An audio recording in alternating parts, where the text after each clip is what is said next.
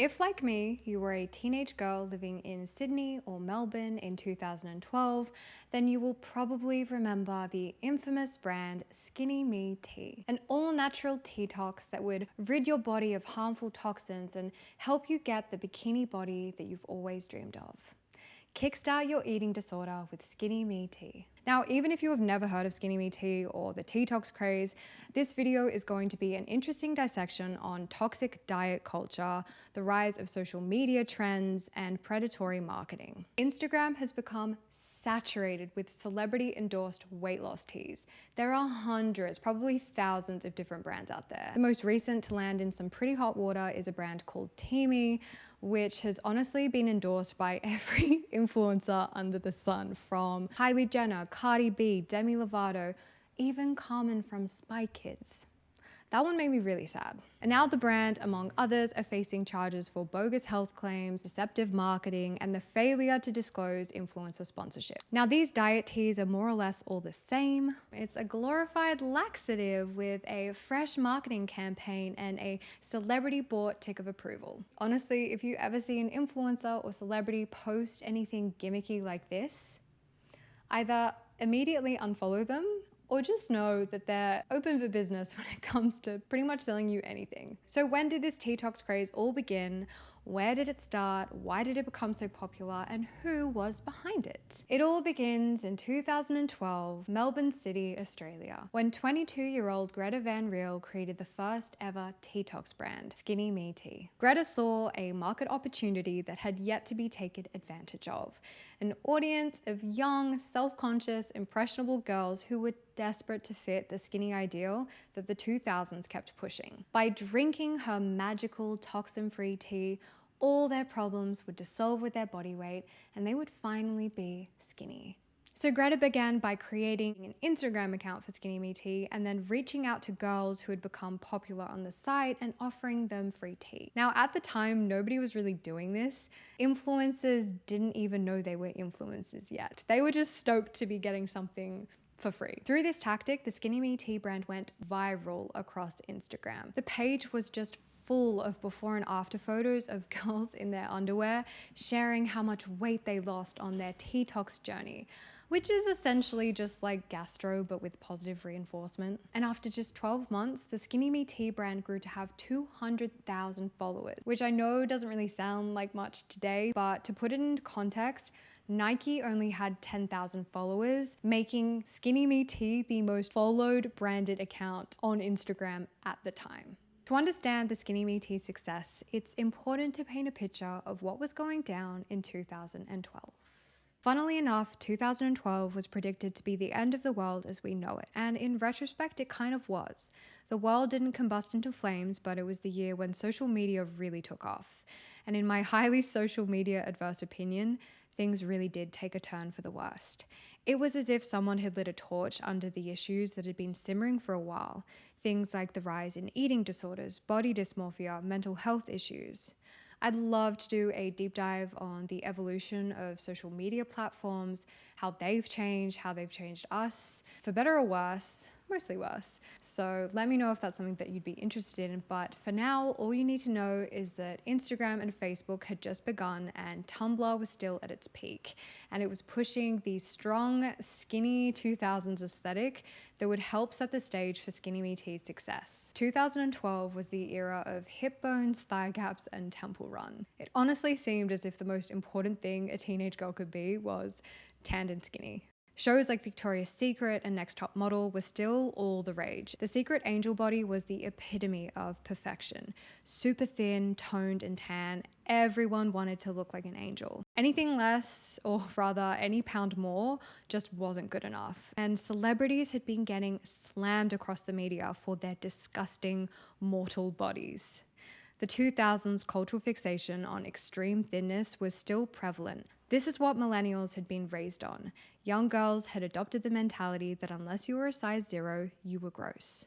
This was a time where body positivity was only just breaking into the mainstream, a single noisy voice competing with the megaphone that is mass media. And so by the time social media came along, it was the perfect storm.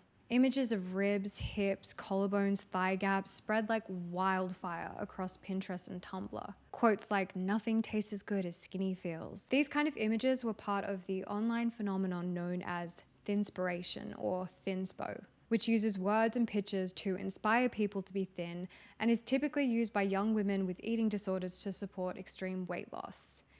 These images were so normalized, so popular, that most of us had no idea how messed up they were. Eventually, Tumblr was forced to regulate the site and it banned tags like pro-Mia, pro-Anna, thinspo, thinspiration. But the platform, as well as others, remained a hive for toxic content. And the rise of Fitspo, basically the same thing as thinspo, but just with like an athletic, healthy fitness vibe, took over. And young girls now felt like they couldn't just be super skinny, they had to have abs too. So when you blend together the 2000s skinny aesthetic, the rise of thinspo and Fitspo with the beginning of Instagram, it starts to make a lot more sense as to why Skinny Me Tea went viral. For the first time, uploading half-naked photos on the internet was the norm for every teenage girl with an Instagram account. The pressure to look skinny to post a bikini photo was probably up there with like first kiss, drinking, and losing your virginity. The bikini photo became a rite of passage. And Skinny Me Tea was marketed on the very same platform that girls were being rated according to how skinny they looked. It's no wonder it took off. Now, I am one of Greta Van Riel's very first customers, along with literally nearly every girl in my grade. I was 15 at the time, and I was just so captivated by all of these before and after photos of these girls in their underwear and seeing how much weight they'd lost, how quickly they'd done it. It honestly seemed like a miracle. The 14-day Teatox was actually the first online purchase I'd ever made. I remember I stole my mom's credit card and I was so nervous that she would find out. She didn't. It arrived in the mailbox in this like discreet brown paper bag with like this little message of self-empowerment or self-love. And I was so goddamn excited. I genuinely believed that this Teatox was going to change my life. And in some ways it probably did. It definitely introduced the concept of using laxatives to stay thin. And it definitely reinforced the already strong narrative that you could only be beautiful if you were skinny. It for sure sidetracked my understanding of what constitutes a healthy lifestyle. As for my experience with the product itself, I was basically up half the night on the toilet, mad stomach cramps, just explosively. And despite how sick I felt, I just remember being so excited because I was like, yes, it's working. My stomach is gonna look so flat the next morning. I had no idea what the product was like actually doing to my body. I kind of had my suspicions. I kind of guessed that maybe like having really bad stomach cramps and like losing everything that I'd eaten that night maybe wasn't such a good thing.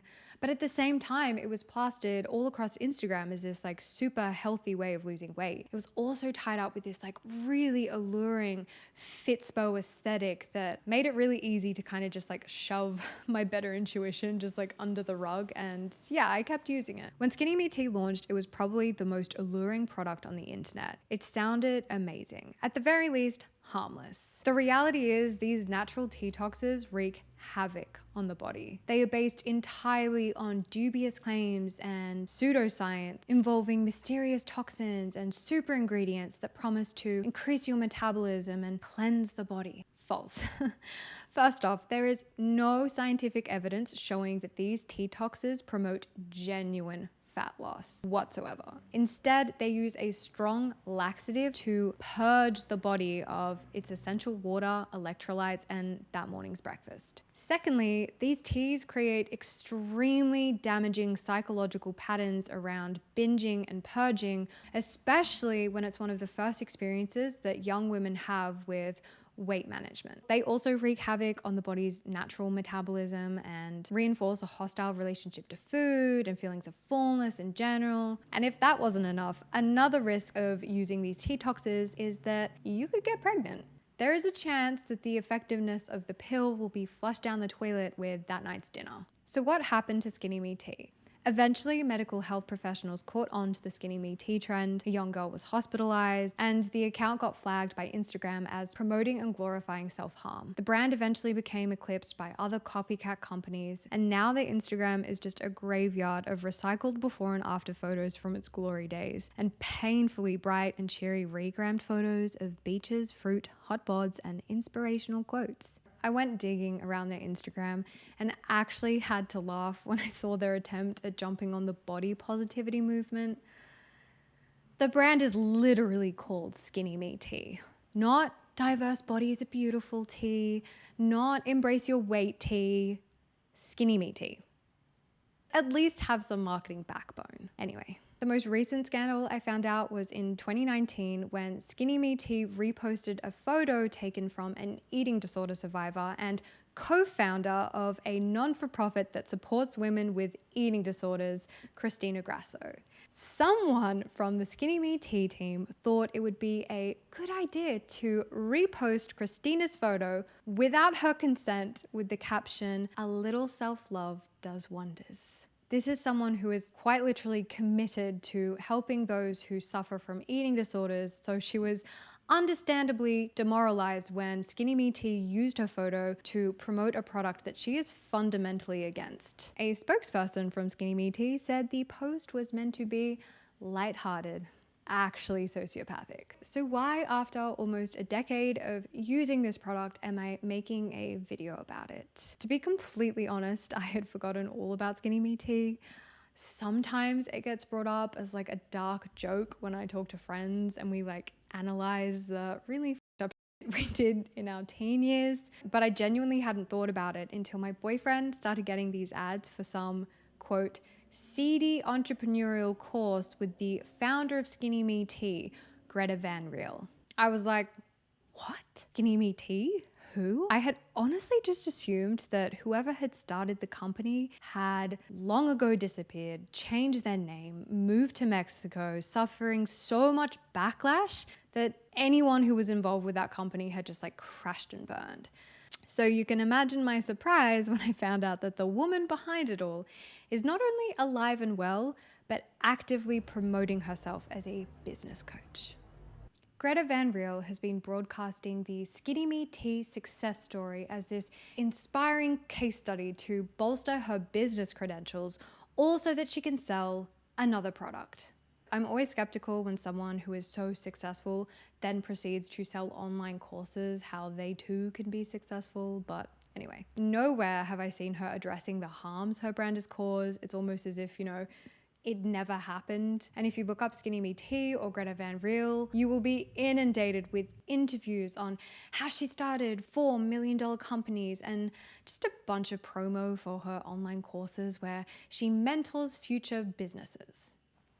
Skinny Me Tea, in my opinion, is no success story. It is e-commerce psychopathy. I wrote an article on Greta Van Riel and her marketing insights and how she went about the whole thing, so check that out if you're interested. I'll leave a link below, but I really felt compelled to make this video because I am just so over seeing businesses with no ethical backbone completely wreak havoc on society, and I definitely wasn't going to sit tight on this one, especially after seeing that Skinny Me Tea was still being plastered across the internet as this like amazing thing. And as a side note to anyone who might be tempted by one of these Teatox fads, I really recommend that you look into it. I will leave some resources down below, but anyhow, thank you so much for watching. I would absolutely love to hear your thoughts on any of the topics mentioned.